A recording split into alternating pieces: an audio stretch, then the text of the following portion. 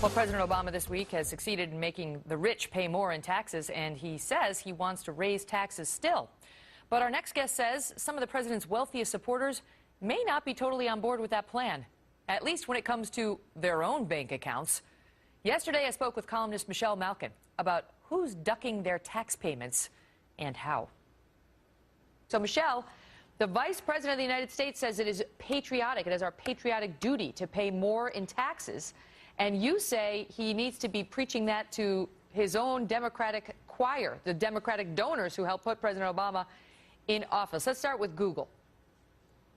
Yeah, that's right. A vast majority of Google campaign contributors donate to the Democrats, and many high-level Google executives are big champions and cheerleaders of Obama.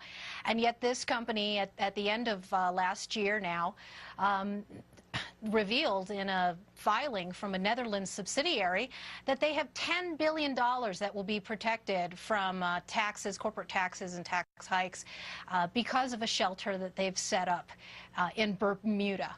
And I'd really like to hear from all of those Obama campaign operatives that made it such a huge issue over the last campaign cycle when they lambasted every last Republican for supposed and purported offshore tax havens, how they feel about their Google supporters' use of this same tax avoidance strategy. I know that people over in the UK, the government's upset over there because they're the ones who believe they're entitled to that $10 billion, not America.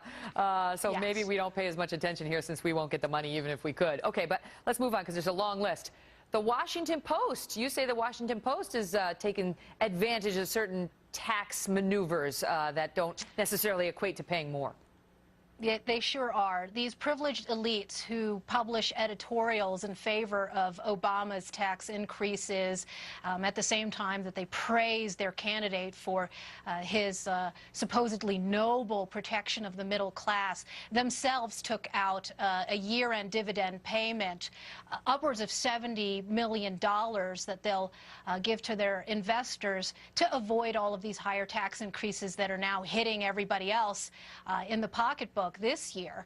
And among those who will benefit are, of course, the investors of Berkshire Hathaway, Obama supporter Warren Buffett's company, which will reap probably $17 million as a result of this year-end dividend payment. So it's not, I mean, lots of folks, we talked about this when Mitt Romney was running for office. I mean, the law allowed him to pay a certain rate on capital gains as opposed to income tax, and he did that, and that was legal, and he was allowed to do that, and this was legal of the Washington Post to pay out dividends before the year end.